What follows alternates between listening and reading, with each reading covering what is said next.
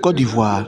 Abidjan Cocody, le mardi 4 avril 2023, l'ONG ASAPSU a présenté le rapport général de l'étude sur les besoins non couverts dans la lutte contre la tuberculose en Côte d'Ivoire. Bonjour, je suis Kenneth Prudencio, responsable de plaidoyer à l'ONG ASAPSU.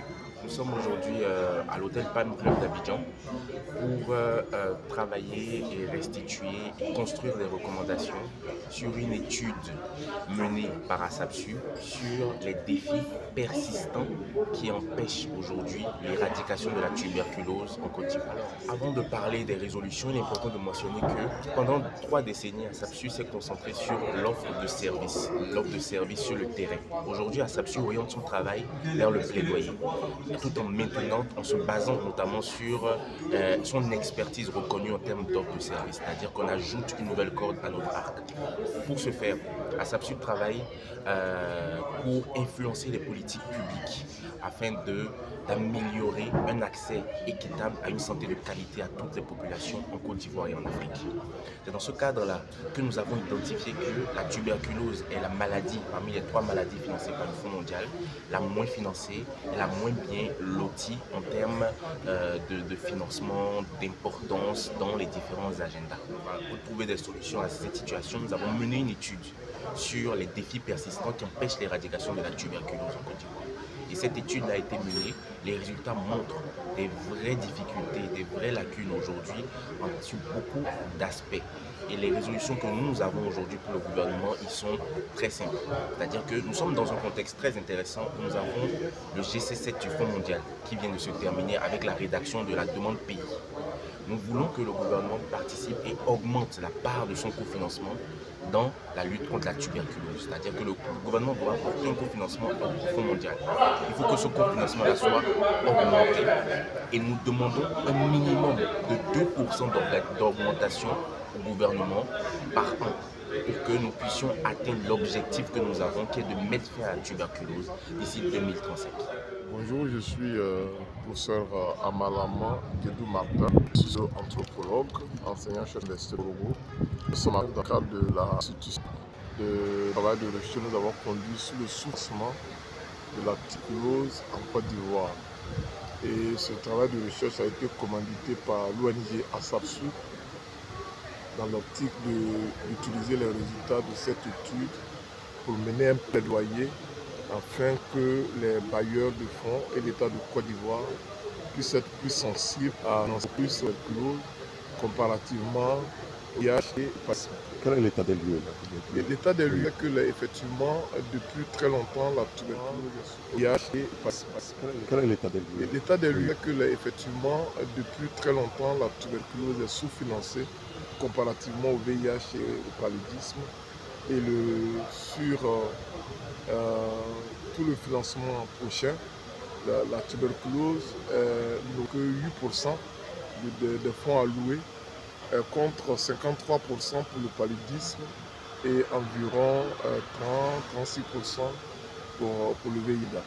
Vous voyez, et cette table ronde que ASAPSU réalise aujourd'hui, c'est dans le vraiment attirer l'attention de tous les décideurs sur cet état des faits, sur les dangers que cela représente et sur les conséquences que cela pourrait entraîner si rien n'est fait.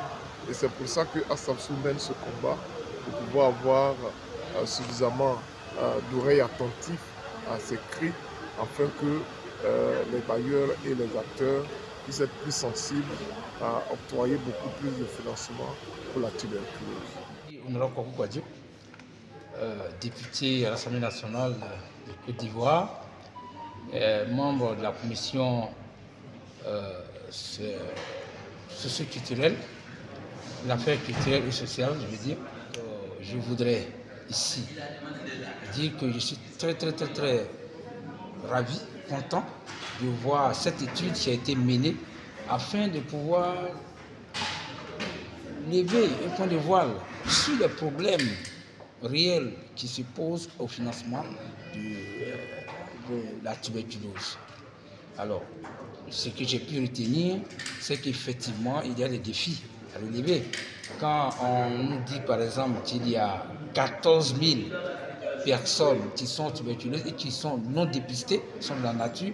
Vous savez, c'est une maladie contagieuse. Donc, il y a un danger. Il faut, pour moi, déjà essayer quand même de trouver les moyens de pouvoir dépister la totalité des personnes porteuses de cette maladie. Ensuite, je pense que nous allons essayer d'agir en tant que représentants de la nation dans le sens de pouvoir, avec nos moyens, amener, sinon M.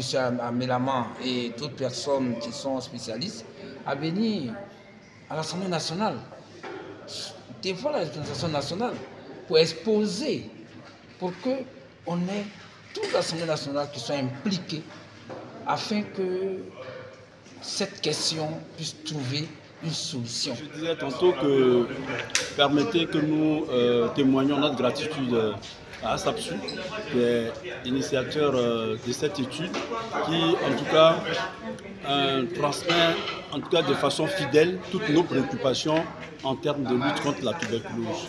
Parce qu'il a été relevé des insuffisances au niveau du dépistage, des insuffisances au niveau du suivi, des insuffisances au niveau de la prise en charge même des acteurs communautaires que sont les ASC et l'appui alimentaire aux patients en insécurité alimentaire et les patients vulnérables qui viennent pour le renouvellement de leur traitement.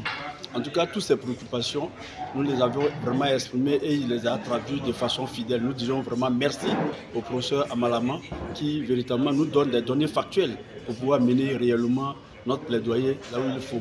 Je me réjouis également de la présence des députés qui sont dans la salle. Et ce sont les représentants de l'État et nous le disons toujours que la tuberculose est le parent pauvre de la lutte. Et nous l'avons dit tout à l'heure que sur le total de financement, la tuberculose a seulement 8% des subventions données par le Fonds mondial. Et c'est le Fonds mondial seul qui soutient la lutte. Vous voyez, c'est vraiment un désastre. Mais nous espérons, et avec ce peu que nous avons déjà, nous faisons mieux.